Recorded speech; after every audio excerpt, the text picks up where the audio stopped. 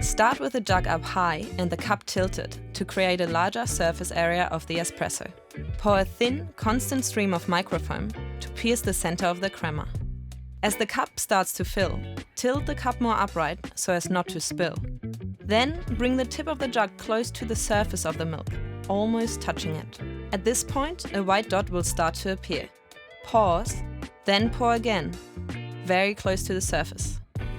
Repeat 2 to 3 more times, creating arcs. Then pour through the arcs, lifting the jug to finish.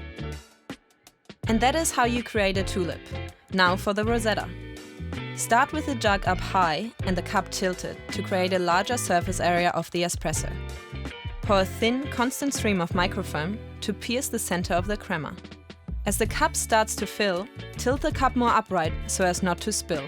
Then bring the tip of the jug close to the surface of the milk, almost touching it. At this point, a white dot will start to appear.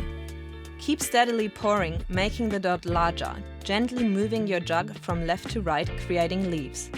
Then, pour through the leaves, lifting the jug to finish. Good luck with your journey!